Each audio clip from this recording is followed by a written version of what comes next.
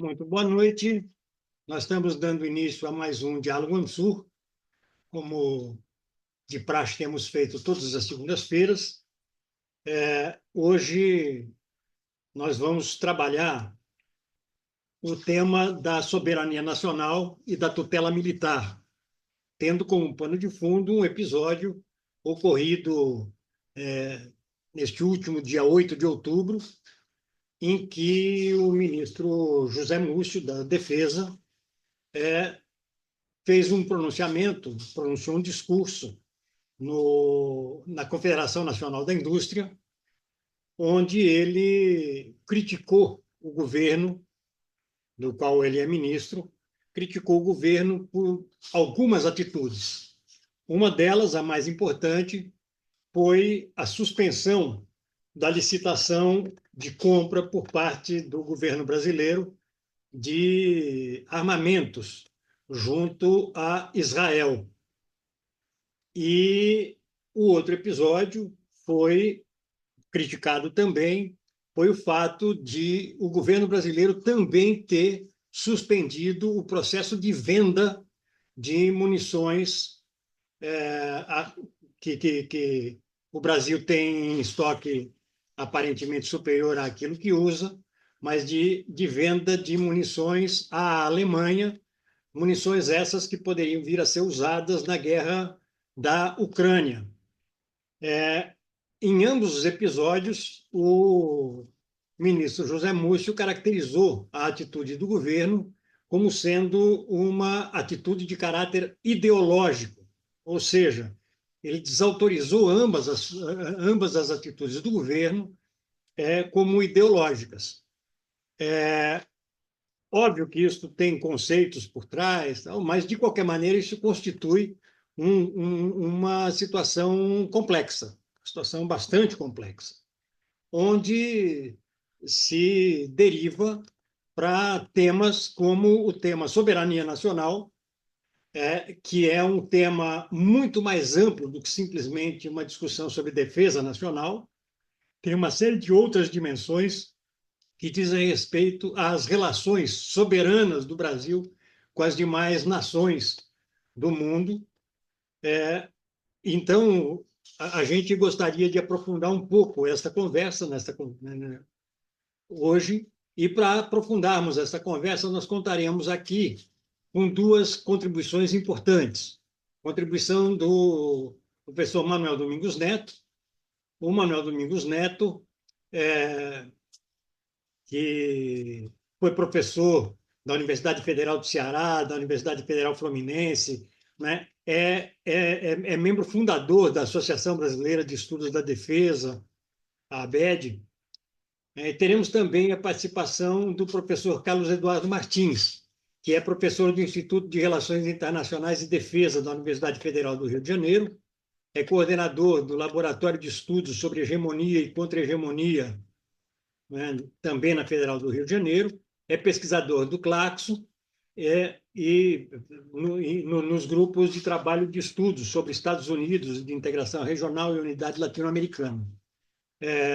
Eu vou, antes de passar para o professor Manuel Domingos, solicitar a todas as pessoas que nos assistem pelo YouTube que se inscrevam em nosso canal, o canal Instituto Ansur, que deem o seu like para ampliar a penetração no nosso canal e também que, se tiverem interesse em serem convidados ou convidadas para próximas atividades do Instituto, que cliquem no sininho.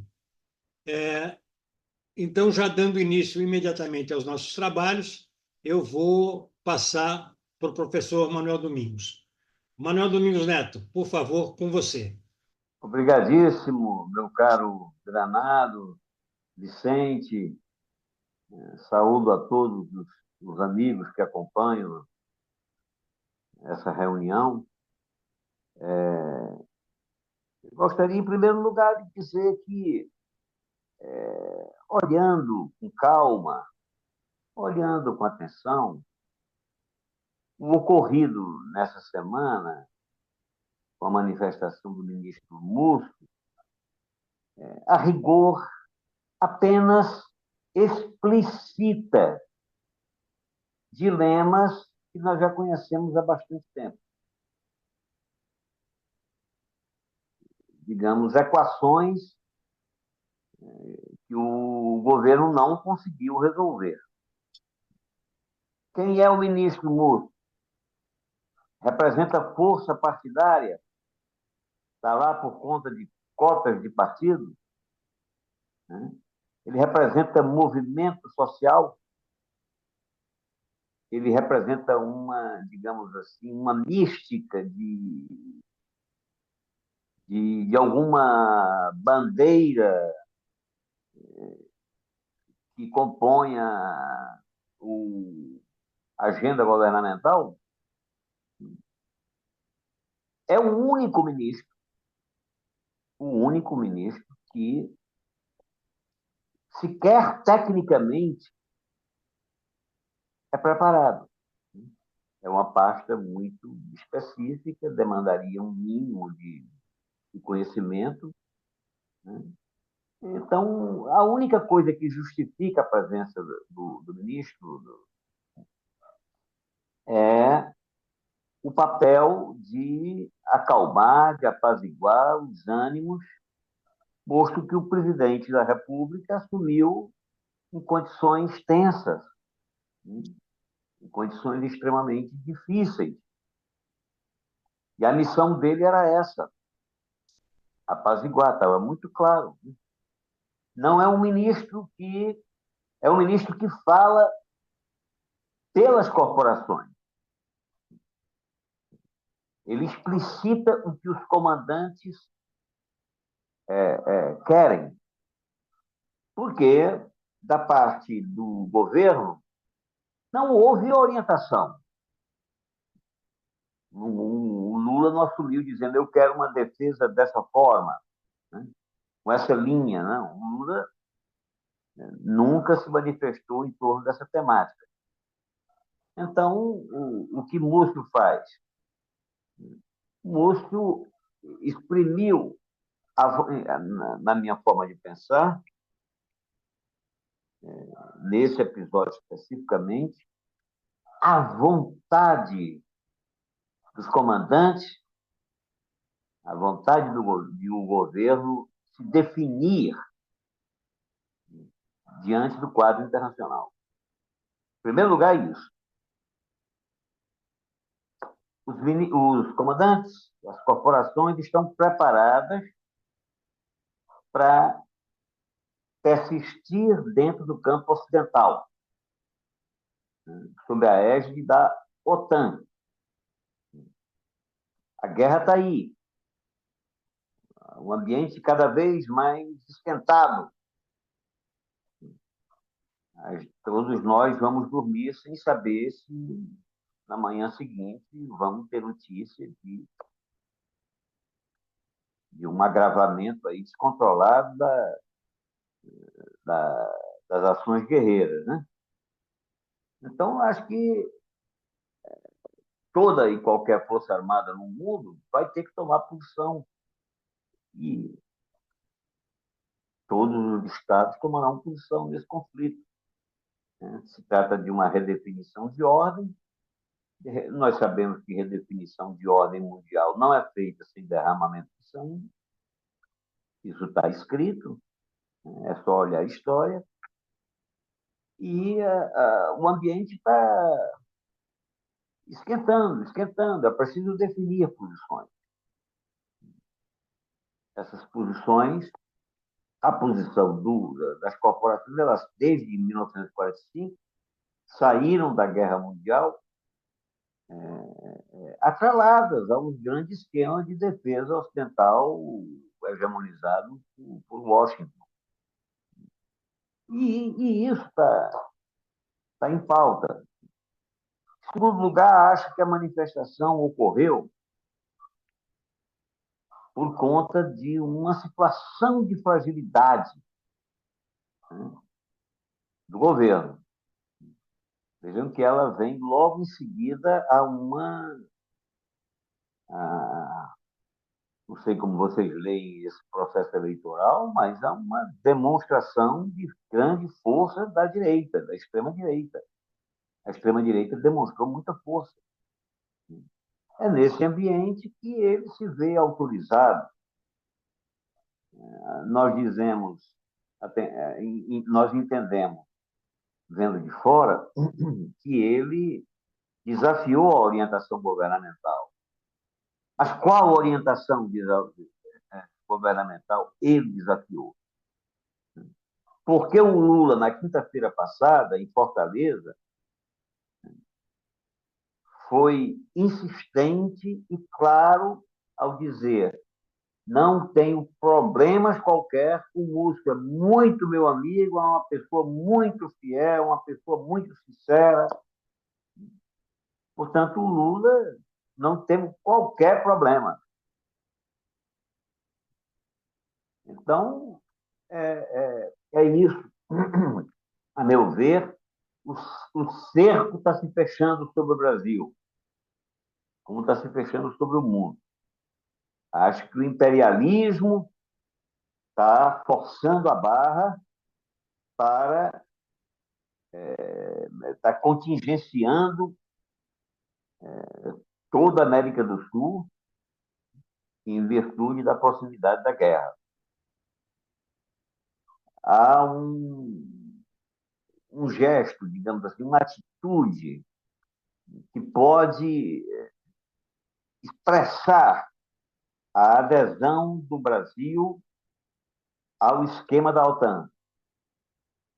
Uma atitude pequena, não tem muito valor militar, não tem muito valor econômico, mas tem um valor simbólico extraordinário, que é a compra dos obuseiros átimos. Olha, eu questiono a importância desses obuseiros para a defesa nacional. São armas que atingem 40 quilômetros. O que fazer com esses obuseiros que vão chegar no Brasil aí aos poucos, aí durante uma década? O que fazer? Para que eles servem, do ponto de vista tático? Serviriam para, no máximo, enfrentamentos de fronteira. Eles não serviriam exatamente, não são adequados para afundar navios que queiram se aproximar, que queiram invadir o nosso mar territorial. Não são adequados para derrubar aviões. Eles são adequados aqui ao enfrentamento em terra. Enfrentamento em terra. Qual é o enfrentamento em terra? O enfrentamento terrestre que nós podemos ter? Essa é uma primeira observação. A segunda observação: a compra desses obuseiros, obviamente, é assinar embaixo da política guerreira de Israel. Assinar embaixo dizendo: estou a favor do massacre. O incômodo, o dilema é o seguinte: o presidente Lula considera, com toda a correção, que Israel partiu para a chacina de palestinos. Ele condena a invasão do Líbano. Como, então, comprar armas, estabelecer negócios com Israel? Um oficial me lembrou, eu questionei um oficial logo em seguida a fala do moço, e ele me explicou o seguinte: esse átomo sequer é propriamente israelense, porque é montado sobre um carro tcheco, né? E tem muitos componentes de outros países. Ora, não quer dizer nada. Se fosse assim, se a gente fosse encarar dessa forma, quantos equipamentos hoje são estritamente de um estado, de uma nacionalidade, de um país? Toda a produção é cheia de componentes de variados países. Mas o negócio, especificamente, é feito com um, não é feito com dois ou três, a não ser em casos excepcionais. Se trata de uma compra, e quem compra está facilitando ou, digamos assim, reforçando a indústria de defesa, a indústria bélica do fornecedor. Objetivamente é isso. Agora, no que diz respeito a essa compra de munição, essa venda de munição para a Alemanha, a posição é estapafúrdia. Né? O Brasil querendo atacar de apaziguador, de negociador, né, na Ucrânia, de repente vai fornecer munição, né, aos ucranianos, que é para isso que serviria a, essa venda. A Alemanha não precisa comprar essa munição seria destinada às tropas ucranianas. Portanto, os generais estão forçando a barra, inclusive querendo a cabeça de Celso Amorim. Os generais estão querendo forçar o presidente a tomar partido nesse ambiente guerreiro mundial. Eles temem que a opção não seja a de endosso da política de Washington. Até porque, voltando ao começo da minha fala, todo o aparato militar brasileiro é concebido como integrante do esquema ocidental. Alguns dizem, com uma certa, talvez com pouca reflexão, em torno da ruptura com Israel. Eu acho que o Lula foi cauteloso ao não partir para tal atitude, sabe? Eu seria favorável, claro, mas tem que medir certas coisas. São inúmeros os equipamentos brasileiros. Dizem, o comércio é pequeno, o comércio é pouco, se trata de um montante irrisório. Ora, mas há elementos que podem ter pouco valor econômico e muito valor estratégico. Exemplo, ficaria difícil a manutenção do orgulho nacional, do orgulho militar nacional, que é o avião cargueiro. O avião cargueiro teria dificuldade de manutenção caso Israel rompesse, né, rompesse relações. Caso o Brasil rompesse relações com Israel, poderia haver dificuldades por aí. A situação é uma situação delicada. Acho que o presidente até agora tomou atitudes corretas, mas essas atitudes elas se contrapõem à vontade corporativa. E é isso. Nós estamos sentindo falta daquilo que particularmente eu e Genuíno temos nos batido há um bocado de tempo. A necessidade de formulação de uma política de defesa que atenda aos interesses nacionais. Né? Uma política de defesa autônoma. Eu tentei sistematizar os fundamentos da política de defesa, uma nova política de defesa, alguma coisa bem diferente de todo o esquema que nós dispomos, em 4 pontos. A política de defesa fundamentada na coesão nacional, porque país dividido não se defende, se fragiliza. O segundo ponto é a política de defesa alicerçada na amizade com os vizinhos. Nós estamos distantes disso porque a América do Sul hoje está estraçalhada, né? Há essa unidade, essa integração.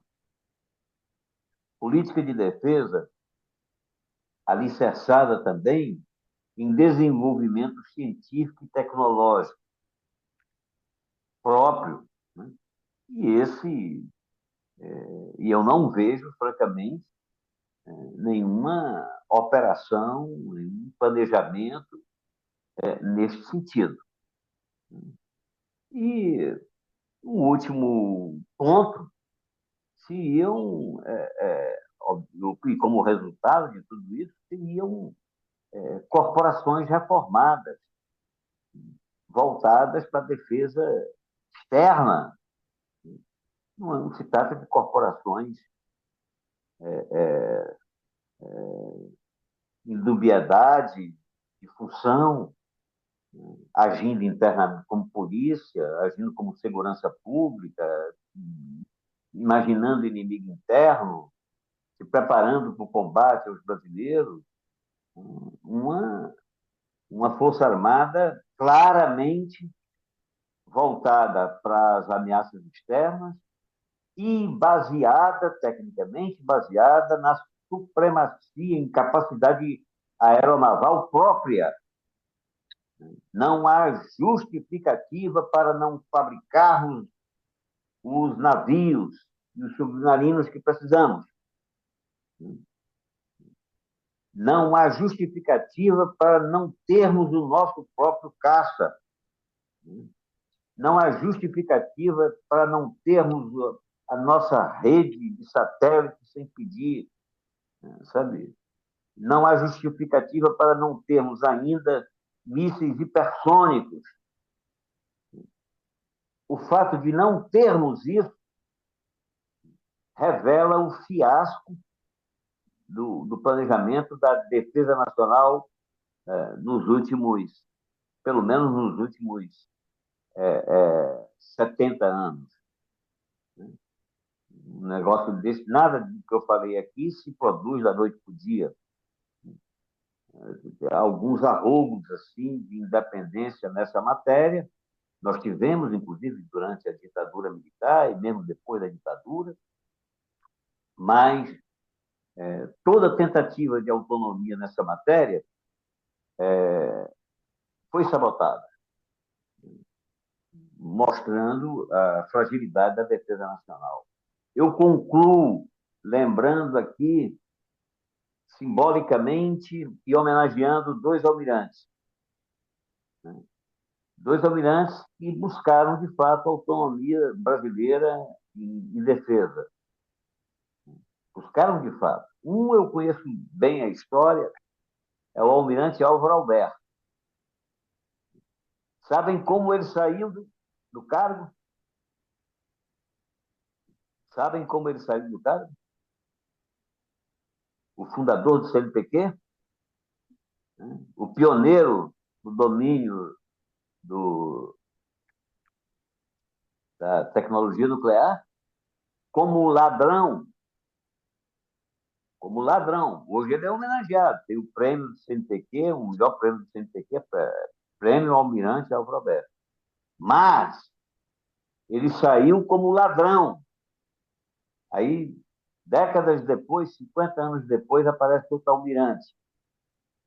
E dá um avanço no mesmo programa. E o almirante Otton é enterrado como ladrão também. Não é coincidência demais?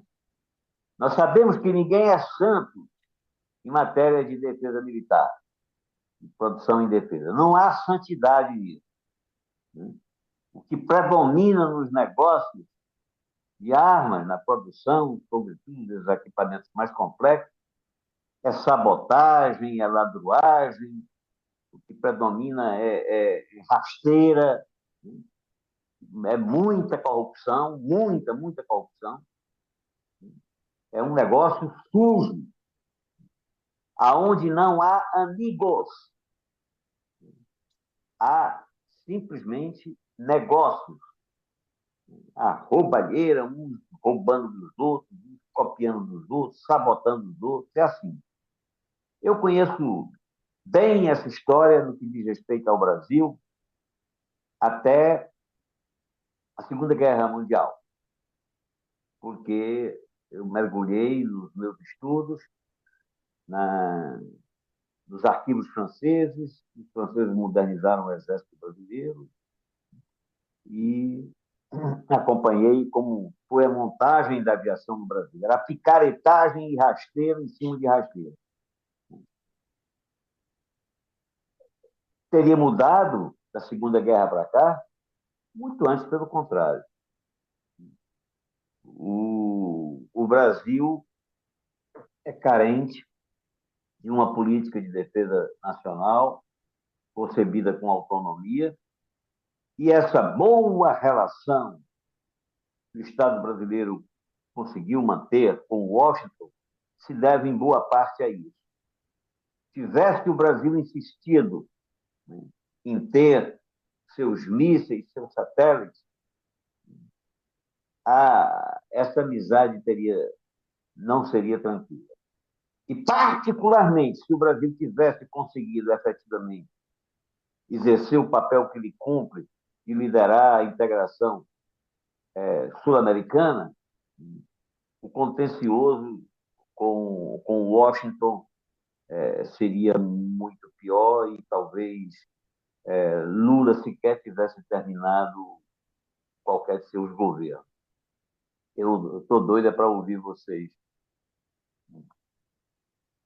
Bom, Manuel, muito obrigado mesmo. Eu vou, então, imediatamente passar para o professor Carlos Eduardo Martins. Carlos Eduardo, por favor, com você. Bom, Antônio Carlos, muito obrigado aí pelo convite. É um enorme prazer estar aqui num espaço tão seleto, enfim, com interlocutores da mais alta qualificação. E é claro, é muito difícil falar, ou fácil falar depois do Manuel, porque ele, enfim, tece uma análise bem ampla e bem profundo do quadro da questão militar no Brasil, suas implicações geopolíticas e suas vinculações com a questão democrática. A fala do Zé Múcio não é uma fala exatamente surpreendente. O Zé Múcio foi um personagem muito questionado, não é? Quando da construção do ministério do governo Lula. Muito questionado pela sua proximidade com os setores mais conservadores das Forças Armadas. De maneira que a fala do Zé Múcio está dentro de uma certa concepção estratégica que os militares vêm desenvolvendo no Brasil e que se agudizou, sobretudo após o golpe de 2016. Se a gente pega, por exemplo, o documento estratégico, não é, dos militares, que é o cenário de 2020 a 2039, né, que é o documento de longo prazo que eles formularam, ali estão mais ou menos claras algumas diretrizes, né? Os militares veem o Brasil como basicamente um exportador de commodities, um exportador de matérias-primas, onde a industrialização se limita à industrialização de matérias-primas. Os militares veem o cenário mundial dominado pela OTAN, apresentavam esse cenário mundial como suficientemente assimétrico para impedir qualquer confronto entre Rússia e China e OTAN, que rapidamente foi superado pelo processo histórico, porque não só se estabeleceu um confronto, mas um confronto onde a OTAN tem sido derrotada nas suas metas de asfixiar financeiramente, comercialmente a Rússia, de produzir uma guerra híbrida e derrubar o governo Putin. Nada disso aconteceu. Não é? Pelo contrário, a tentativa de asfixiar a Rússia acabou aprofundando uma bifurcação geopolítica mundial em curso e fortalecendo o campo do multilateralismo, o campo do bloco geopolítico emergente, onde a China tem um papel muito central, inclusive aproximando China de Rússia, o que era e é o terror dos teóricos geopolíticos anglo-saxões, desde Mackinder e Spykman, que eles viam na criação de um eixo geopolítico eurasiano a grande ameaça para a hegemonia de um poder ultramarino atlantista, centrado em ilhas costeiras ou periféricas. Então, essa concepção de adesão ao protagonismo da OTAN está ali apresentada, e apresentada, inclusive, de uma maneira muito subordinada, porque os militares brasileiros aceitam também o neoliberalismo, aceitam a emenda constitucional 95 como decisiva para o futuro do país, aceitam que há restrições orçamentárias e apontam, não é, que essas restrições orçamentárias podem, em parte, ser ultrapassadas com a aproximação do Brasil em relação à OTAN. Ao mesmo tempo, paralelamente, os militares não abandonaram, curiosamente, o pleito de um orçamento equivalente a 2% do PIB. Inclusive, isso veio antes desse documento, até pela voz do Celso Amorim, quando ministro da Defesa, de que os militares, enfim, se aproximaram mais geopoliticamente de uma visão de mundo liderada pela OTAN, que os militares, ao mesmo tempo, assumiram uma concepção de desenvolvimento submetida ao neoliberalismo, e um neoliberalismo que abandonou o desenvolvimento como categoria central para o país, não é? Então, assumiram a ideia de um país submetido à austeridade fiscal e apresentavam a colaboração com a OTAN como uma possível possibilidade de superar restrições orçamentárias, mas, ao mesmo tempo, paralelamente, nunca abandonaram a tese de que o orçamento militar deveria subir para 2% do PIB. Inclusive, isso começou a vir pela voz do Celso Amorim quando ministro da Defesa. Não é? E num momento que é o mesmo momento em que a OTAN define 2% do PIB como uma exigência de gastos militares dos seus membros. Então, tudo isso mostra, não é, como os militares brasileiros estiveram se alinhando e as contradições, evidentemente, com uma política externa mais multilateralista e mais próximo a esse eixo geopolítico emergente.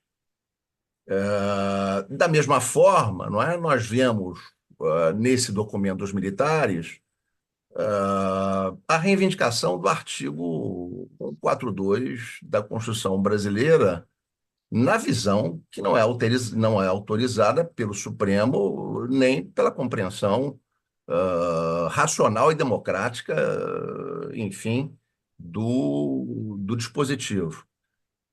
Então, claramente, não é, há como legado do golpe militar de 64, que nunca foi resolvido isso, porque o Brasil é o único país da América do Sul que não fez justiça de transição, o único país que não aplicou o tratado, a Convenção Americana de Direitos Humanos, não é? Então, como legado disso, nós temos forças armadas que se vincularam estritamente aos interesses dos Estados Unidos e que atuam como um poder moderador da democracia brasileira. Não é? O Rui Mauro Marini, no livro dele, que chamava Democracia e Dependência na América Latina, ele apontava que no Brasil havia se constituído um estado de quarto poder, onde os militares atuavam como uma espécie de poder moderador. E isso está em curso. Não é? Isso está em curso. Quando a gente vê as escolhas, por exemplo, que são feitas. Não é? Quando a gente vê, não é, a presença do Zé Múcio no Ministério da Defesa, com a justificativa de que é amigo do presidente, que não é exatamente uma justificativa muito republicana, e a gente vê que a história de amizades na relação do poder civil com o poder militar não é boa. Basta ver o papel que o general Cruel teve no golpe de 64, não é? Então, esse negócio de ser amigo, compadre, isso não resolve os problemas nacionais. E, ao mesmo tempo, nós temos um procurador-geral da República que não coloca, enfim, demandas da sociedade brasileira para frente. Então, são problemas que estão aparecendo nesse momento e que vão reaparecer novamente. Não é? O governo está se posicionando bem, no sentido de vetar a compra, não é, de armas de Israel por questões geopolíticas. É inaceitável que o ministro da Defesa, né, se coloque acima de uma decisão de Estado. Se a gente olhar, não é, os Estados Unidos vetam compra de empresas norte-americanas por parte da China, sob alegação de razões geopolíticas, veta, inclusive, agora investimento dos Estados Unidos na China em tecnologias de informação. Então, são razões de Estado, não é? E razões de Estado que, não é, se os nossos militares estivessem do lado de lá, numa posição protagônica do ponto de vista mundial, eles entenderiam perfeitamente, mas aqui eles servem como, enfim, servem como verbalizadores de interesses que estão, não é, por trás. Não é? E, da mesma forma, vimos aí, não é, o embaixador de Israel assumir posições políticas inaceitáveis dentro do país, se reunindo com Jair Bolsonaro e colocando em questão, enfim, a nossa autonomia e a nossa democracia, né? Porque se vinculou a enfim, um indivíduo que articulou uma tentativa de golpe de Estado em 8 de janeiro. Então, são processos crônicos, não é?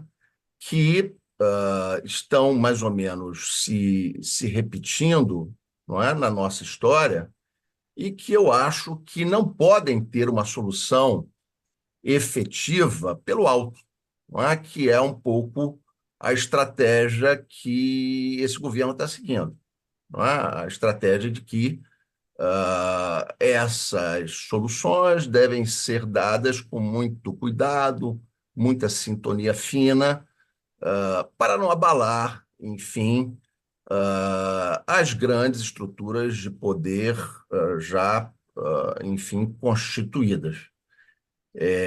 Sabemos, não é, que a incorporação das Forças Armadas à causa da democracia brasileira é absolutamente fundamental, absolutamente fundamental. Isso passa por uma revisão histórica do papel que elas cumpriram. Isso passa também pela necessidade de debater, como o Manuel aqui colocou, a formulação de uma nova doutrina, não é? Uma nova doutrina, onde o Brasil assuma efetivamente um protagonismo na América do Sul, né? O Brasil é um país que tem fronteira com 9 dos 11 países da América do Sul. O Brasil é um país com forte vocação anfíbia, como os países criadores do BRICS, são todos eles países com forte extensão marítima, mas com baixa razão de extensão marítima frente à sua massa continental, e todos eles perfilam um certo biotipo de país emergente que está em confrontação com esse eixo político tradicional, centrado em penínsulas ou em ilhas, não é? E seu poder, não é? Sobre o sistema mundial, né? Entendendo os Estados Unidos como uma grande ilha cercada e protegida pelo Pacífico e pelo Atlântico, não é? Então, acho que o nosso desafio é esse. O nosso desafio é retomar esse papel estratégico do Brasil, e isso não poderá ser feito com sintonia fina, isso não poderá ser feito com a escolha de uma opção moderada. Nós temos diversos processos históricos na história brasileira que mostram que a moderação não dissolveu conflitos e que eles reaparecem em condições mais vantajosas para os nossos antagonistas. É evidente que qualquer vocação do Brasil no campo do desenvolvimento, de um papel geopolítico mais estratégico, é uma ameaça aos Estados Unidos. Se a gente olha a teoria realista de relações internacionais norte-americana, uma questão central deles é impedir que surja no mundo um hegemon regional. E é óbvio que o Brasil é o grande candidato a ser hegemon regional, na América do Sul, pelo menos, e com projeção para a América Central e para a América Latina. E é por isso que há tanto controle sobre o Brasil e tanta exigência de que os nossos processos aqui sigam um ritmo extremamente moderado, conservador, inclusive preservando uma ala fascista nas nossas Forças Armadas. Não é? Bolsonaro é o ressurgimento de uma ala fascista das Forças Armadas que ficou subordinada durante o golpe militar do Grande Capital, mas que existia. Não é? Bolsonaro é a ala ligada a Silvio Frota, que era a ala mais violenta do ponto de vista do ataque à democracia e a ala mais antidesenvolvimentista, porque fortemente neoliberal. É essa ala que se torna o ponto de articulação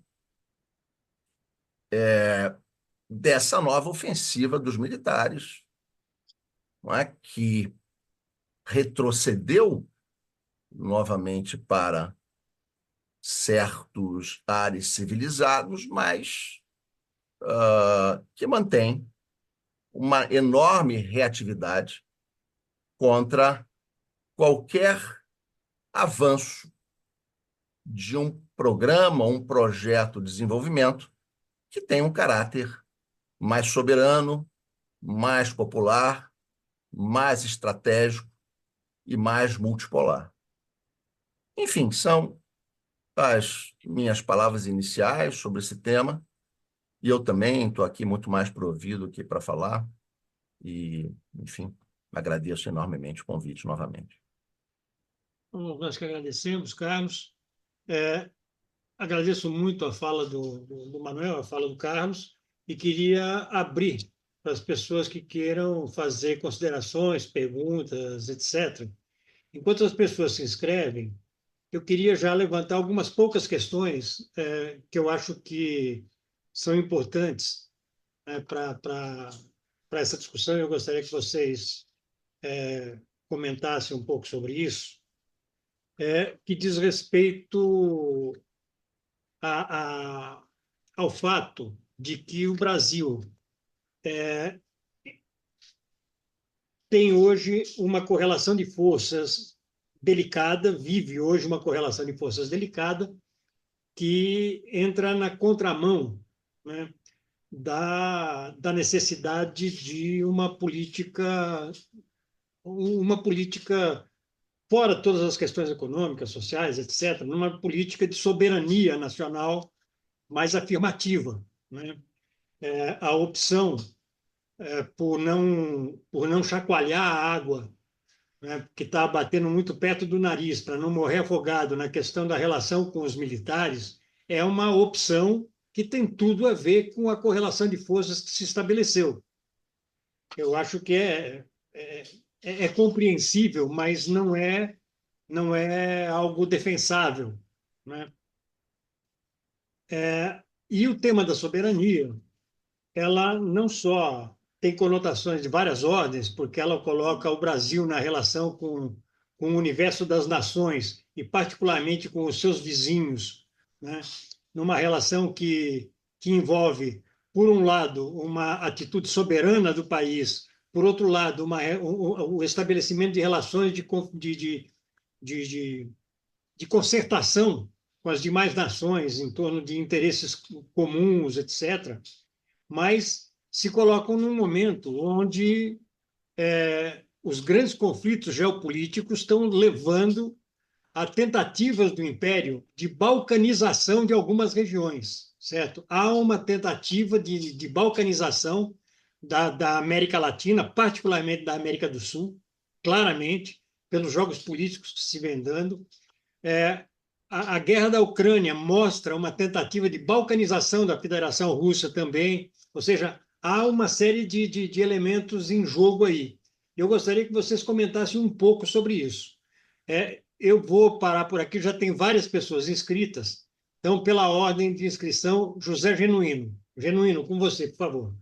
Eu acho que está se consolidando uma tendência que se explicitou a partir de 2014, dos preparativos do golpe, no golpe contra Dilma, na Operação Lava Jato, uma operação monitorada, dirigida pelo Departamento de Justiça dos Estados Unidos. Eu acho que esse alinhamento e a pressão dos Estados Unidos com as Forças Armadas Brasileiras, que se materializou no treinamento no Centro de Guerra na Selva, em aumentar o número de oficiais em cursos nas academias americanas. E, no meu modo de entender, o que está acontecendo agora com esse episódio da disputa em relação ao Gripen e a ação que está sendo feita, lawfare, em relação ao Gripen, a questão da pressão dos Estados Unidos contra o programa nuclear com a França e a questão ainda não apareceu, mas vai aparecer a questão de um adendo ao Tratado de Não Proliferação de Armas Nucleares, que é para a inspeção do conteúdo da centrífuga. E eu acho que essas manifestações do Zé Múcio em relação às Forças Armadas, e é bom deixar claro que no início do governo Lula teve ia ter um curso de Estado-Maior por parte daquele general que estava vinculado com o 8 de janeiro, Coté, que ele excluiu, era só o país da OTAN, ele excluiu aí, inclusive a China e tal. Houve uma gritaria, ele acabou incluindo. Eu acho que há um movimento de alinhamento das Forças Armadas brasileiras com os Estados Unidos, com a OTAN. Então, além do que os companheiros falaram, que eu concordo com o que eles falaram, eu acho que há esses fatos. Isso eu acho que é muito grave. É muito grave porque envolve uma questão institucional em que as Forças Armadas elas se colocam para tutelar o chefe de Estado, que é o presidente da República, e o Itamaraty, que é responsável pela política externa. Em alguns momentos, a gente sabe que essa relação nunca foi uma das melhores.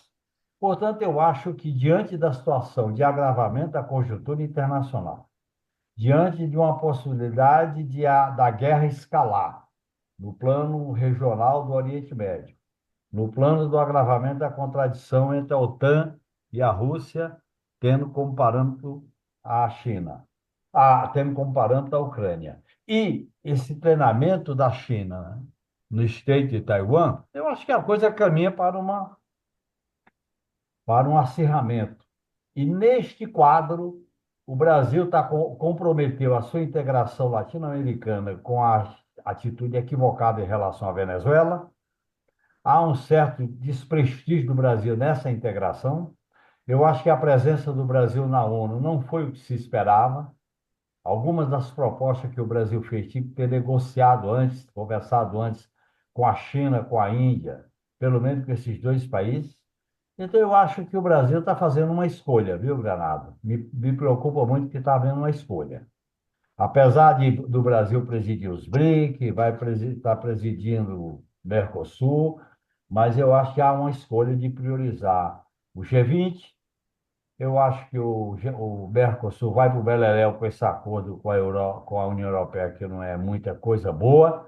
Então, eu estou muito preocupado com esse atrelamento da política externa com a política de defesa nos braços do imperialismo americano como tutor da ordem ocidental imperialista e tem Israel como operador, aventureiro, radical destas iniciativas dos Estados Unidos. Portanto, eu acho que está caminhando.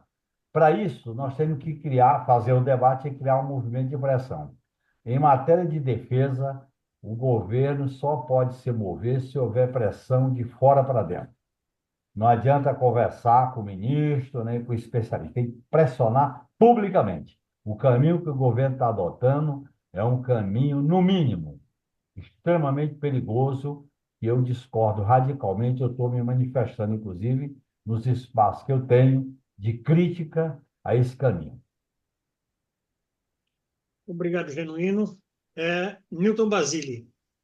O Genuíno falou en passant, mas eu gostaria de ouvir essa, porque achei uma coisa muito importante, além do Múcio, essa coisa do Departamento de Justiça americano começar a investigar a compra dos caças brasileiros.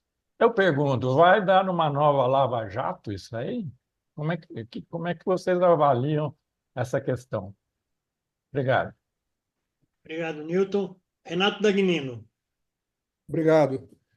Eu vou fazer um comentário a respeito da muito escassa capacidade que tem a esquerda brasileira de pensar uma política de defesa.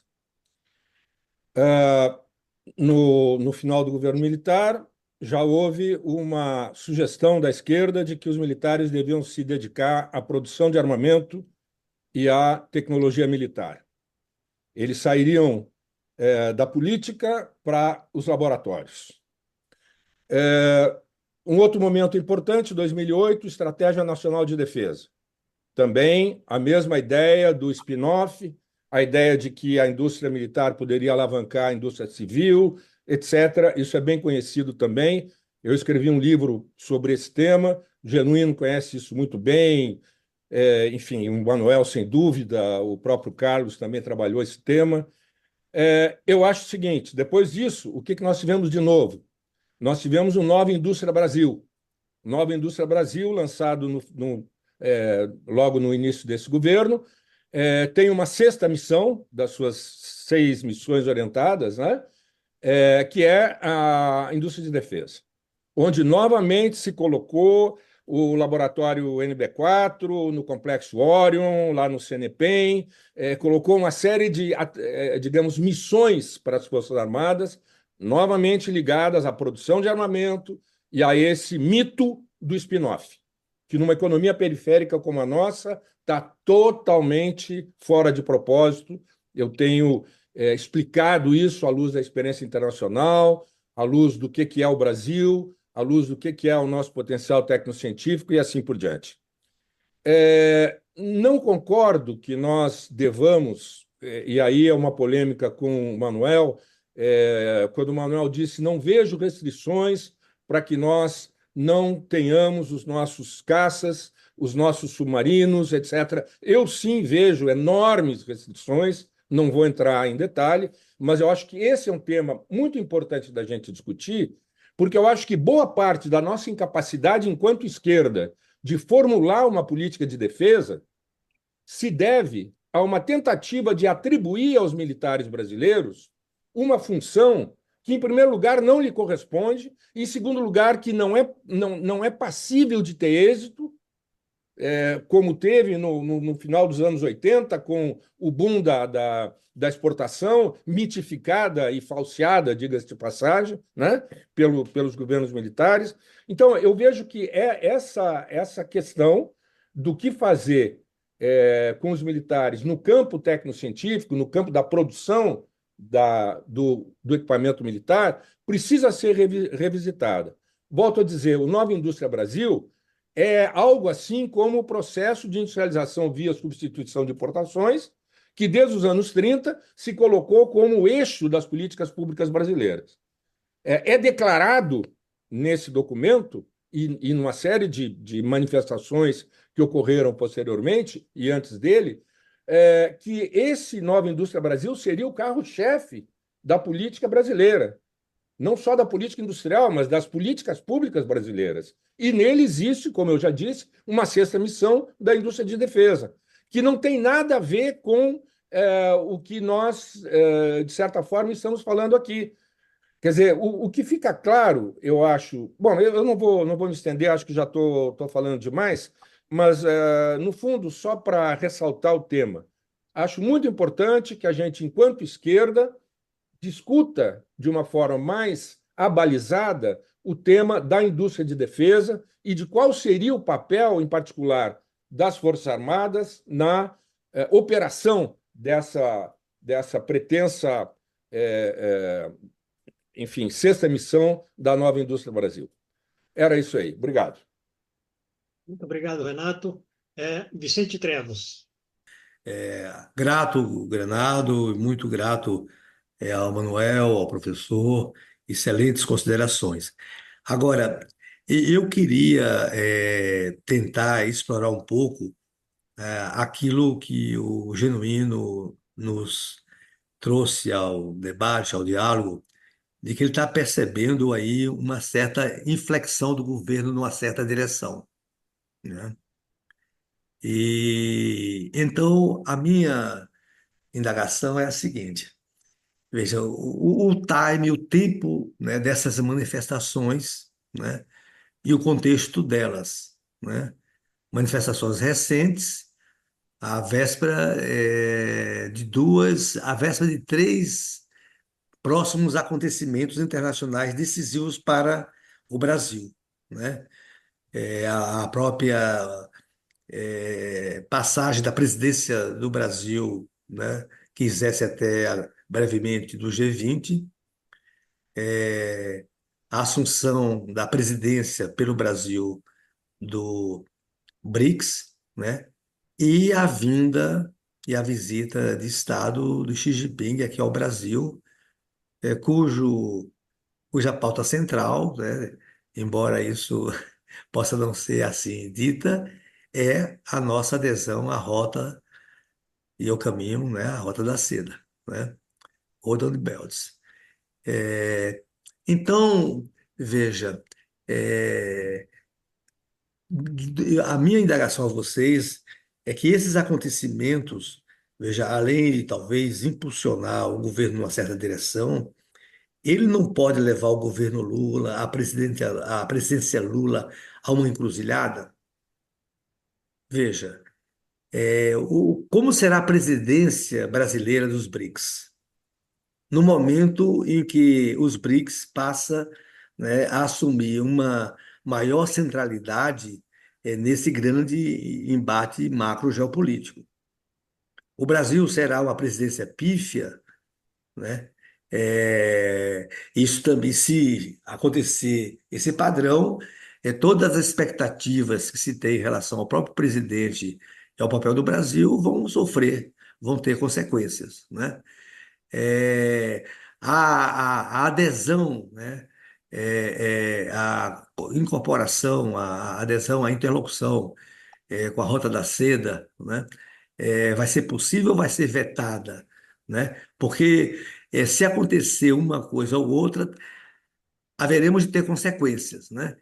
Então, a minha indagação ao professor Carlos Eduardo Martins, ao Manuel Domingos Neto, é como vocês percebem esses acontecimentos incidindo sobre a dinâmica de curto prazo da presidência Lula. Muito obrigado, Vicente.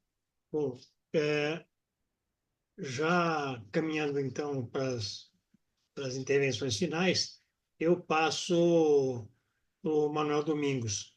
Manuel Domingos, por favor, com você. Foram importantíssimas e variadas as questões, assim também como os posicionamentos. Eu estou de pleno acordo com o Genuíno. Eu acho que o cerco está se fechando. O cerco do imperialismo. Isso é que eu digo. O Múcio explicitou dilemas do governo.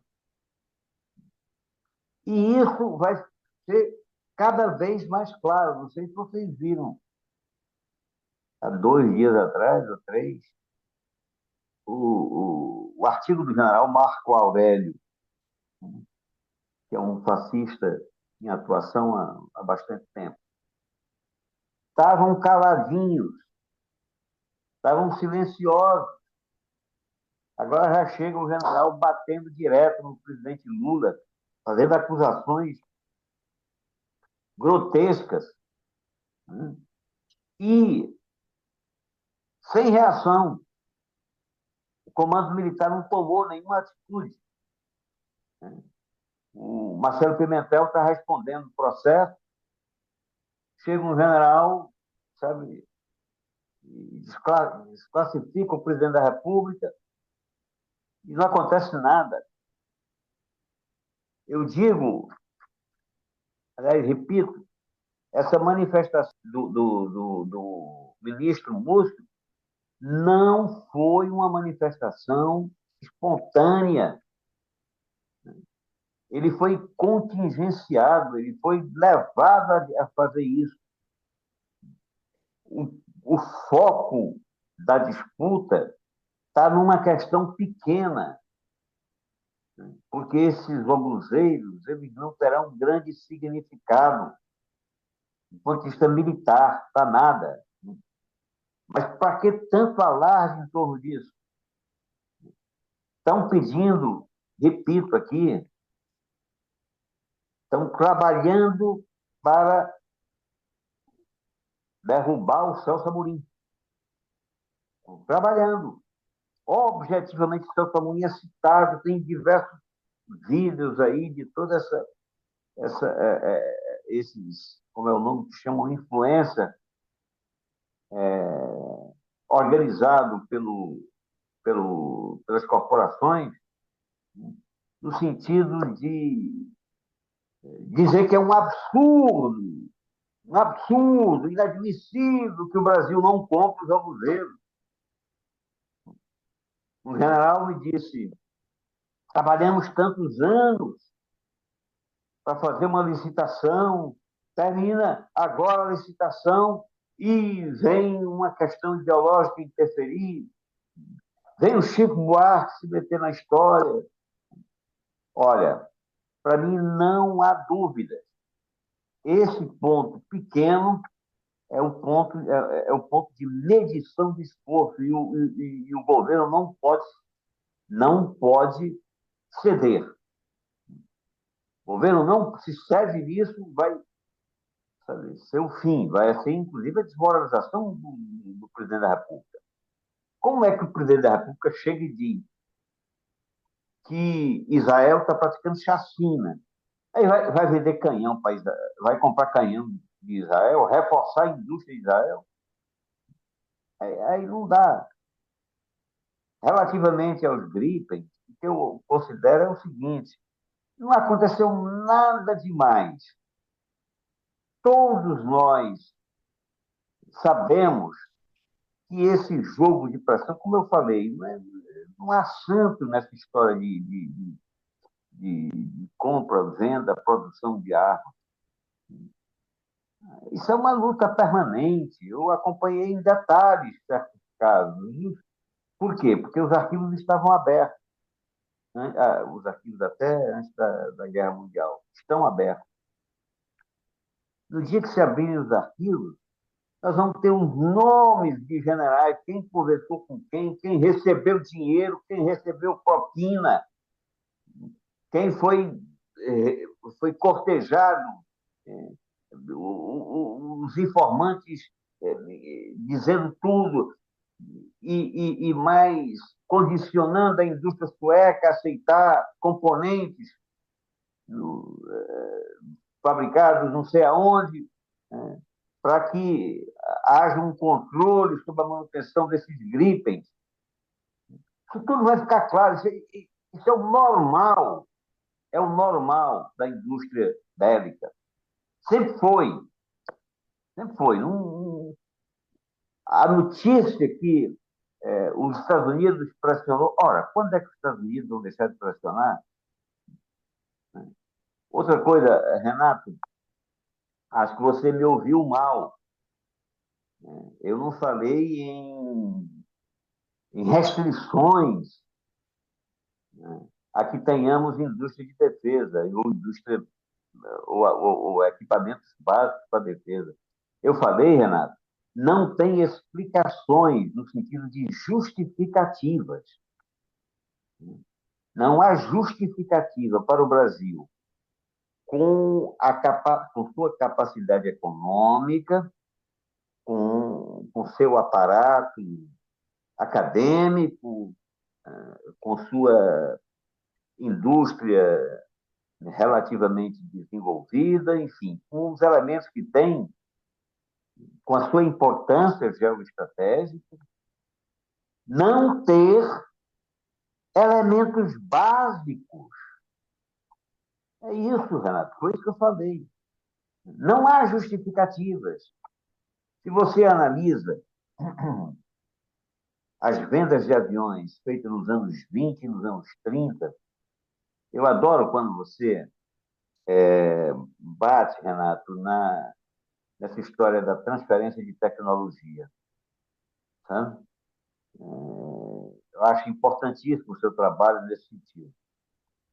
Se nós formos analisar como se processavam as vendas nos anos 20 e nos anos 30, os condicionamentos, a cantilena era praticamente a mesma. Vai gerar emprego no Brasil, vai haver repasse de saber técnico, sabe? Vai abrir possibilidades industriais. Quando nós sabemos que nada disso se cede, nada disso é cedido. Ou nós desenvolvemos capacidade própria ou não desenvolvemos, é simples assim. É claro que, quando você fala em capacidade, há mil condicionantes, você pode estabelecer determinadas parcerias para que se produza alguma coisa, se tenha um mercado garantido. Vai que 2 ou 3 países sul-americanos se reúnem para ter satélites próprios, isso aí, enfim, melhora a condição de competição e de produção efetiva. Né? Há possibilidade nesse sentido. Agora, a persistir essa tendência de guerra, a persistir não, eu acho que vai persistir. Quem aqui não vai contraditar isso? A tendência é a guerra, a tendência é a confrontação. É claro que vão se acirrar os controles, vão se acirrar os controles. Por isso eu concluo dizendo assim, não sei se me perdoe se eu deixei de considerar alguma coisa que vocês falaram, né? Mas eu concluo como eu comecei. Eu acho que o cerco está se fechando. As pressões sobre o governo estão se fechando. Todo mundo leu nos jornais que o presidente dos Estados Unidos conteve, conteve as corporações que não queriam, que estavam tumultuando a posse do Lula, e poderiam não permitir, certo? Agora, ninguém ouviu falar foi qual o preço pago. Qual foi o condicionamento que o Washington colocou para silenciar, para acalmar os militares brasileiros e permitir a ascensão de Lula ao governo? Qual foi o preço? Aqui vai a minha opinião. Um deles foi uma postura anti-Venezuela. Uma postura anti-Venezuela. Outro foi essa do não desenvolvimento de capacidades técnicas que possam, de fato, fazer do Brasil um ator internacional influente. Hoje nós chegamos ao absurdo, né? Dá até vontade de partir para a ironia de esses generais estarem agora considerando que devem ditar a política. E considerando explicitamente, o Genuíno usa muito o termo tutela, né? Agora, Genuíno, está explícito. Os caras acham que a política externa deve estar subordinada ao desígnio corporativo, à vontade corporativa. Está aí, está explicitado a coisa. Explicitado pelo porta-voz, que é o ministro, e explicitado por generais, explicitado também pelos numerosos esses veículos chamados influencer, né? Esse pessoal que está com gás todo. Então, hoje eu vi uns 3 vídeos dessa turma sapecando e transformando o Celso Amorim em, quem diria, né? Celso Amorim, um homem tão cordato, tão, sabe, mas tem uma posição nacionalista firme. Ninguém pode classificar o Celso Amorim de um provocador, de um esquerdista irresponsável, nada disso. Não é? Um diplomata muito bem qualificado, está sendo agora carimbado, né, de irresponsável por praticar, por contrariar, sem o devido conhecimento, contrariar um projeto fundamental para a defesa do Brasil. Esses abuseiros não são fundamentais, digo a vocês. Não são fundamentais para a defesa. Eles são fundamentais como sinal de adesão do Brasil à OTAN, né? Como um endosso à chacina. E o Lula faz muito bem em rejeitar isso. Mas vive lá o seu dilema. Manuel, quero agradecer muitíssimo, muitíssimo mesmo a sua participação, mas já queria passar para a última palavra, para o último pronunciamento, que é do Carlos Eduardo Martins. Carlos Eduardo, por favor. Não, excelentes as perguntas, enfim, extremamente profundas, complexas. Eu estou de acordo com a visão que o Genuíno apresentou aqui, que há, não é, essa pretensão dos militares tutelarem a política externa brasileira e eles contam a seu favor com uma certa hesitação do campo democrático em enfrentá-los, pelo menos do campo democrático que se constituiu a partir da Nova República, onde essa ideia de uma transição negociada, ampla, lenta, foi o que predominou nas distintas vias de esquerda, centro-esquerda no Brasil. Então, se nós olharmos, por exemplo, não é? O Brasil tem se desempenhado com certa desenvoltura em espaços multilaterais, em espaços que se contrapõem à hegemonia norte-americana, mas em grande parte também puxado por outros atores, não é? Quem dá a dinâmica do BRICS é em grande parte a China, é em grande parte a Rússia. Os Estados Unidos não têm mais a capacidade de imporem uma Pax Americana, eles não têm mais essa capacidade de imporem uma ordem mundial. O fracasso da guerra na Ucrânia é uma expressão clara disso.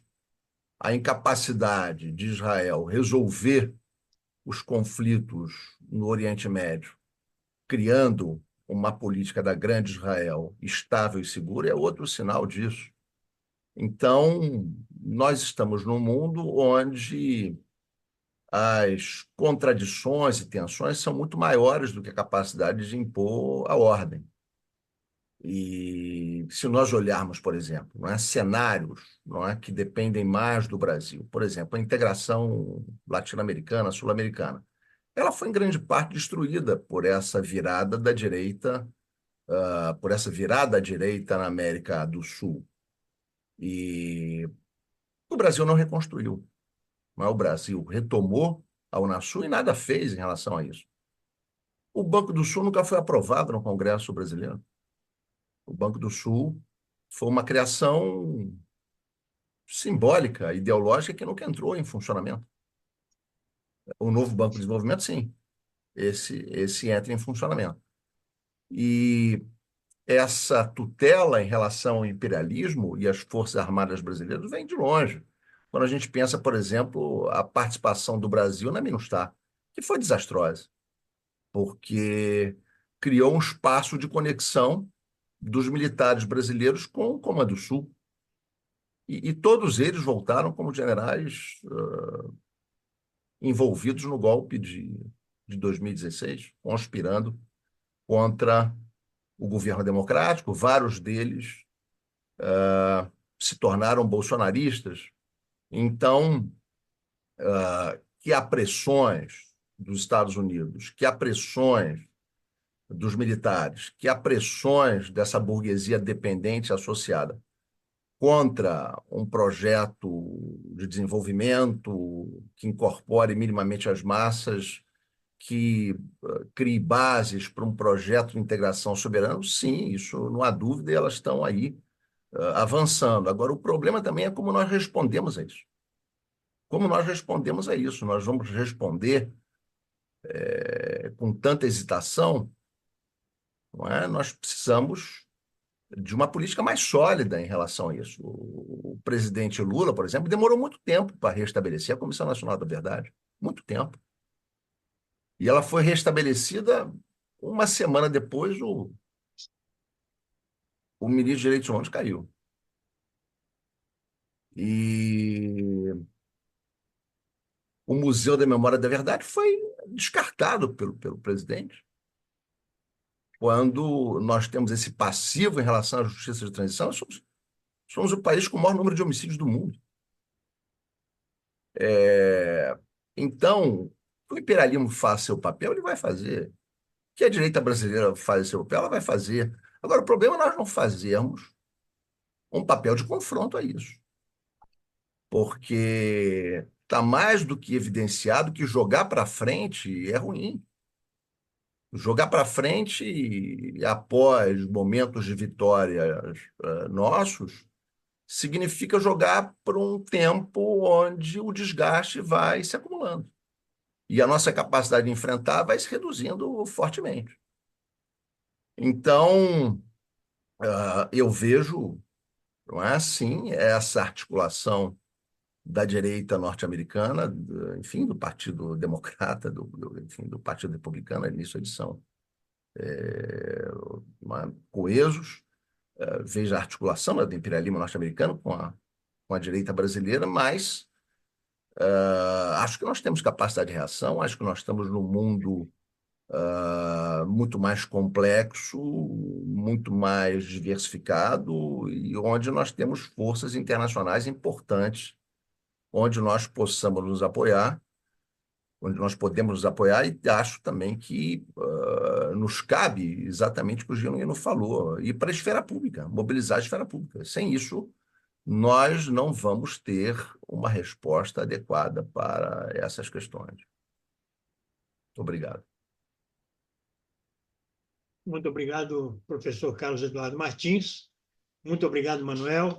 Eu acho que a gente colocou o dedo em questões que são fundamentais, questões muito importantes para a compreensão da própria inserção mundial do Brasil. Eu queria agradecer muito a participação dos dois, queria agradecer a participação dos nossos debatedores e demais participantes aqui conosco, e já queria deixar no ar o convite para que todos que nos assistem pelo YouTube que estejam conosco na próxima segunda-feira. Muito boa noite a todos e a todas.